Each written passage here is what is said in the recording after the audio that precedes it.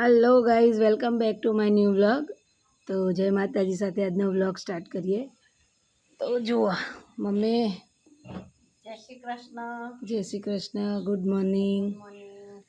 Mummy મિચકાને હિંચકો નાખ। મિચકા અત્યારે ઊંઘી રહી છે। અને મમ્મી મિચકા માટે શું લાયા અંબાજીથી આપણે? કેવો ફરક ફેરવજો તો જો અમે અંબાજી ગયો તો મમ્મીના ઝૂલો બહુ ગમ્યો। જો કે ઉપર ચાવીવાળું તો મમ્મી કે મારે મિચકા માટે આ લેવો। તો અમે મીશુ માટે આ ઝૂલો લીધો।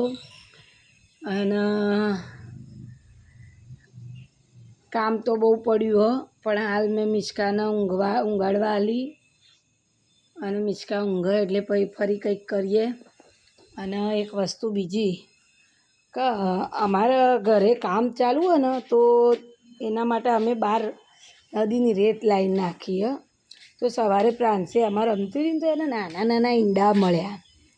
તો એક બે જણે કીધું કે સાપના ઈંડા હોય, એ સાપના ઈંડા। તો હું બતાવું સાપના ઈંડા। હવે સાપના છે કે શેના છે એ ખબર નહીં, એટલે તમે જુઓ। તો પછી મેં એને માટીમાં જ હતા, આ માટીનું ઢગલું રહે એમાં હતા, કદાચ રાત્રે મૂક્યા હશે। કોઈ જાનવર ના હોય કે ગરોડી ના હોય કે અથવા પછી સાપ ના હોય, તો મેં મૂક્યા હતા કે પ્રાંશુએ હાથમાં લઈ લીધા। મને ડર લાગ્યો ને એટલે પછી મેં આ કારેલાનો વેલો અહીંયા હતો ને એમાં એક આર્યુએ આવું ભરી અને એમાં આવી રીતના ખુલ્લા મૂક્યા। જો તો આ શેના ઈંડા લાગે? સાપના છે, ગરોડીના છે, શેના છે? કમેન્ટ કરો, કમેન્ટ કે આ ભાઈ સાપના છે। પાછું આ નાના છોકરા તોડી ના કાઢે ને એટલે પછી મેં આમાં મૂકી, થોડી રેત નીચે નાખી આના કારેલાના વેલામાં આમ સંતાડી દીધા। તમે જોઈ શકો। તો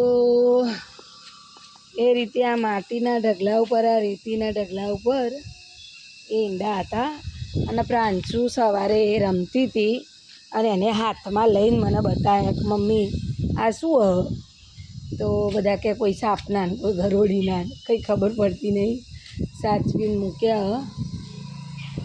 તો મિચકા હવે ઊંઘવાની તૈયારી કરે।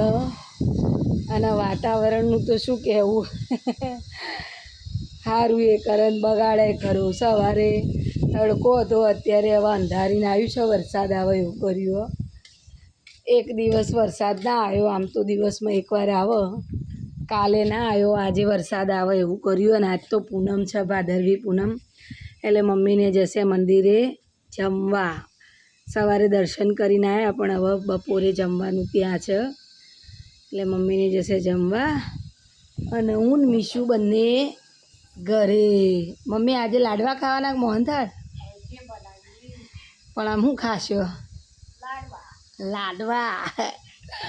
મમ્મી લાડવા ખાવા જવાનો હોય।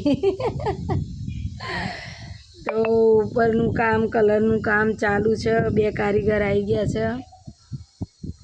સીલિંગનો કલર ચાલુ થઈ ગયો, લાપી કામ પૂરું થઈ ગયું, સીલિંગનો આજથી કલર ચાલુ થઈ ગયો, કાલથી દિવાલોનો ચાલુ થઈ જશે। અને પરમ દિવસથી અમે આ બધું અહીંયાથી ખાલી કરી અને ઉપર રહેવા જતા રહીશું। પછી એ લોકો નીચે આવી જશે, કારીગરોને બધો અંદરનો ફાઇનલ કલર થઈ જશે, પછી થોડા દિવસ પછી ઉપર જઈશું। તો મળીએ પછી નવા બ્લોગમાં। ત્યાં સુધી લાઈક કરો, કમેન્ટ કરો, શેર કરો અને સબસ્ક્રાઈબ કરો। ત્યાં સુધી બાય બાય।